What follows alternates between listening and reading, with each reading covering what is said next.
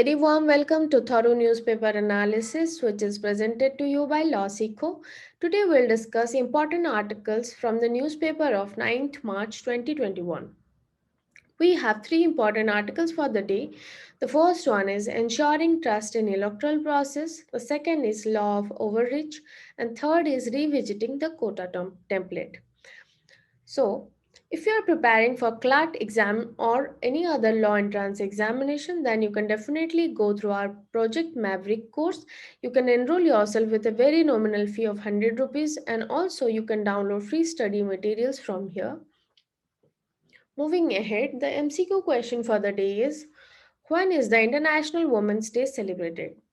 Option A 6th March, option B 7th March, option C 8th March, option D 9th March. The descriptive question for the day is: the Unlawful Activities Prevention Act, although considered as a draconian law by many legal experts and liberals, has been gaining strength with time. Explain. You can write your answers in 250 to 300 words in the comment section below. So the first article is regarding the electoral bonds. So why it is in news? Recently, the Election Commission of India has announced the date for election in 5 states, but the petition challenging the electoral bond scheme is still pending in the Supreme Court. As we know, the electoral bond scheme has been a point of debate for the entire nation because of the major issues that is covered in the electoral bond. That is, there is no transparency, there is a issue of money laundering, and it also shows the big money that is involved in politics. Firstly, it allows the donors to anonymously donate unlimited amount of funds to parties. Also, it severely affects the voter rights to know, as it is not known who gives what fund and how much and to what party. Secondly, the money laundering uh, the money laundering angle with this is that political parties are exempted from disclosing source of donations, and also, as per the 2017 amendment in Companies Act, it removed the cap of 7.5% on the 3 years average profit which can be given to a political party as a contribution. And because of this, many shell companies can, from the other way, give donation to the political parties, thereby giving their black money, or money is being laundered to the political parties for politics.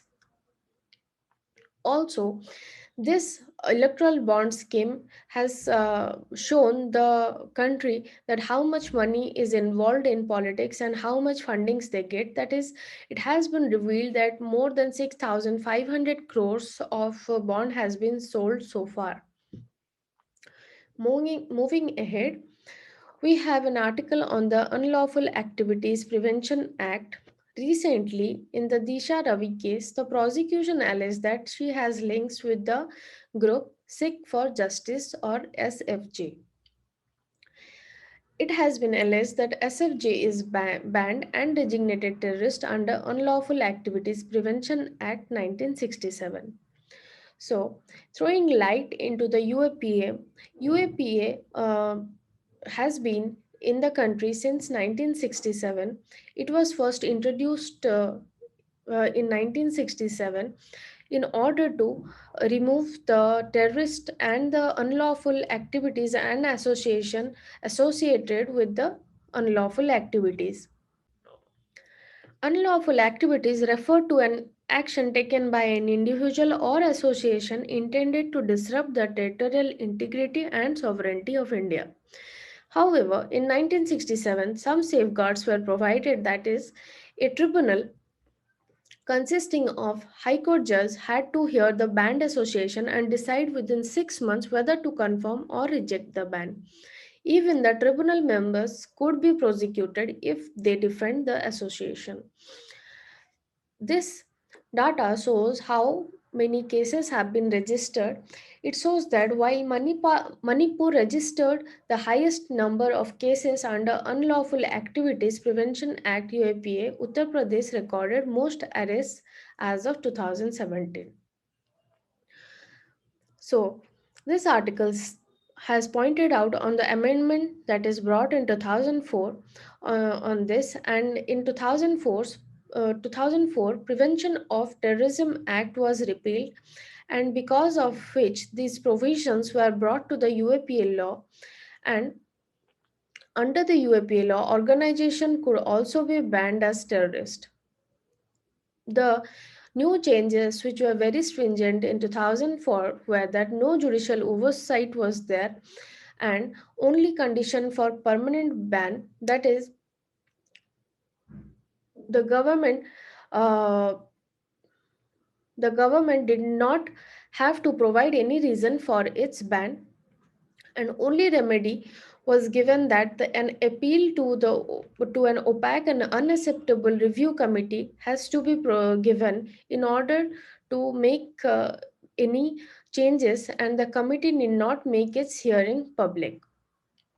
This draconian law was again strengthened in 2019 when the government extended its power of banning organization as terrorists to designate individual terrorists. So, this law was empowered so that it can designate individual as terrorist as well as with the organization, and it empowered the NIA to probe terror attacks targeting Indians and Indian interest on foreign soil, and also it allowed to seize and capture the properties of the individual who are designated as terrorists.